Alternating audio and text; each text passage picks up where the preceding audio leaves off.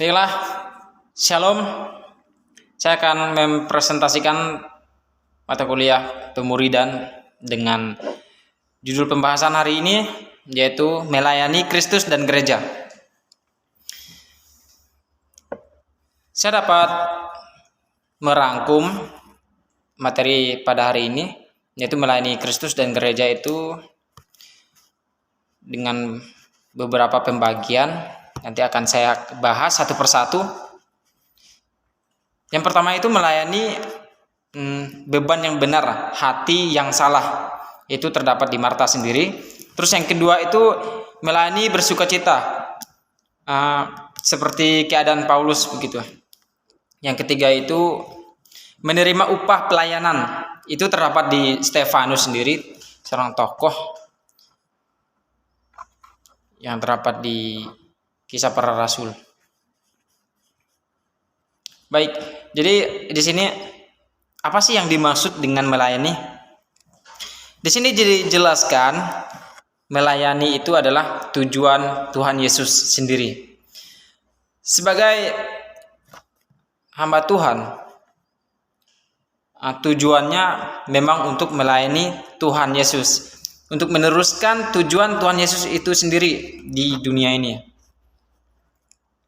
Dan saya dapat memperoleh melayani itu ada 3. Yang pertama tadi beban yang benar, hati yang salah.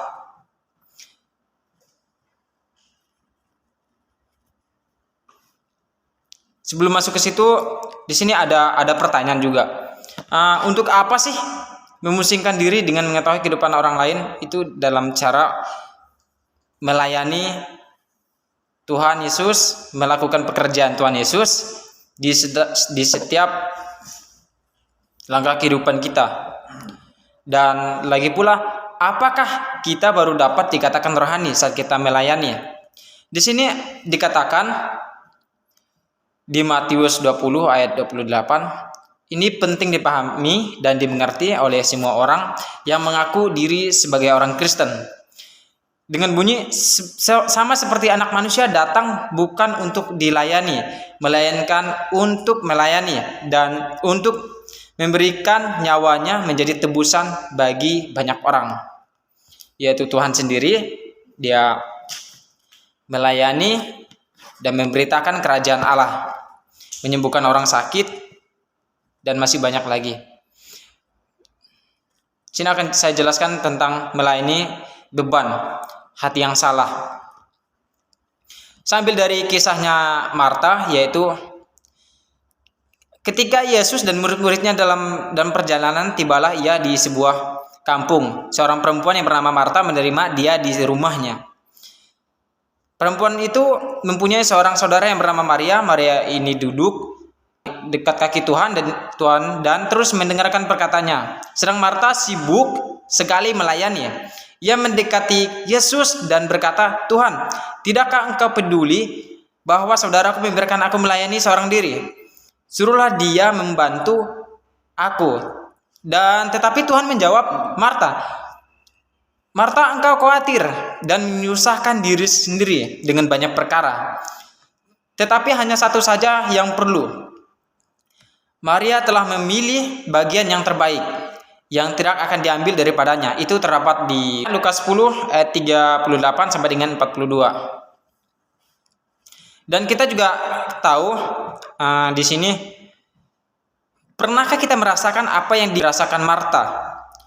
Kita tahu ada kebutuhan perlu dipenuhi melalui pelayanan kita, namun alih-alih melakukannya dengan sukacita, kita merasa terbeban dan merasa bekerja sendirian. Kita melayani tetapi kita juga melihat apa yang dilakukan orang lain. Seharusnya jika kita ingin melayani itu tanpa memikirkan apa, karena tujuan kita melayani adalah untuk Tuhan, bukan untuk manusia. Jika kita melayani hanya menginginkan suatu upah ataupun imbalan ataupun minta pertolongan, itu bukan namanya melayani untuk Tuhan, itu melayani untuk manusia. Karena merasa terbebani ketika dia melayani dengan banyaknya suatu pekerjaan dan begitu banyak juga pekerjaan itu, dia merasa sendiri, tidak ada orang lain yang membantu. malah dia menginginkan bantuan. Itu ialah definisi dari beban yang benar, hati yang salah, bagian melayani. Dan sekarang yang kedua itu bersukacita dalam melayani, apapun keadaannya. Itu saya ambil dari tokoh yang bernama Paulus. Dengan segala rendah hati aku melayani Tuhan. Di sini dalam pelayanan itu Paulus sendiri banyak mencucurkan air mata dan banyak mengalami pencobaan dari pihak orang Yahudi yang mau membunuh. Dan Paulus adalah teladan yang luar biasa dalam melayani Tuhan. Penjara, konflik, musibah hingga bencana alam tak menyurutkan semangatnya untuk melayani Tuhan. Bayangkan di dalam penjara, Paulus sendiri. Dalam penjara itu kan susah payah di apa-apaan, pokoknya itu berbagai macam konflik ketika sudah di dalam penjara. Tetapi semangat Paulus di dalam penjara itu dalam melayani Tuhan, dia tidak pernah pudar. Sesengsara apapun dia tetap bersukacita dalam melayani Tuhan. Itu yang dinamakan dengan melayani dengan sukacita tanpa bersungut-sungut. Dan kita memang harus perlu belajar dari Paulus, karena sesulit apapun masalah kita, tetap bersukacita. Hal yang sering terjadi adalah seberapa sering orang Kristen berjanji kepada Tuhan untuk melayani jika sudah mendapat pekerjaan yang baik.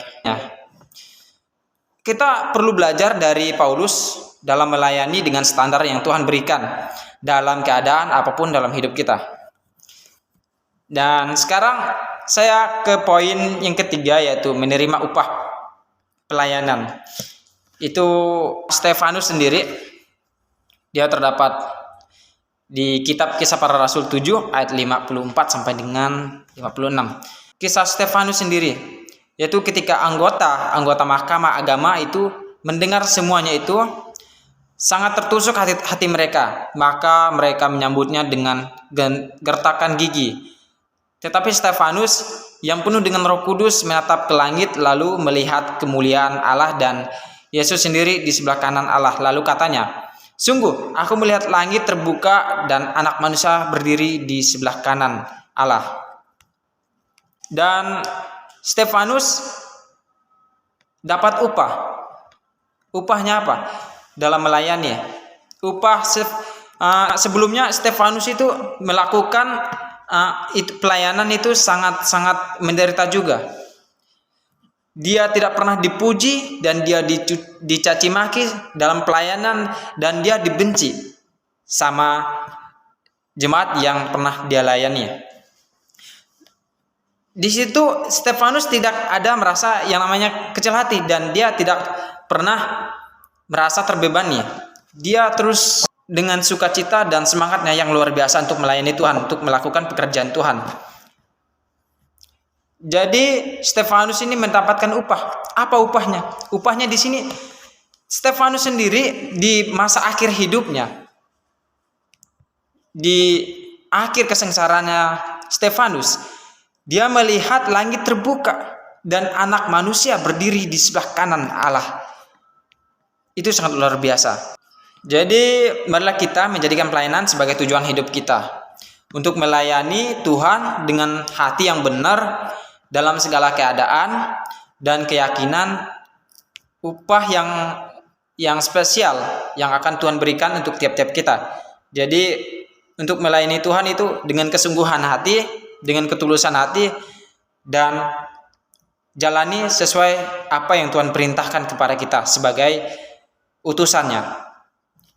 Baik, terima kasih. Ini saja presentasi saya kali ini. Shalom.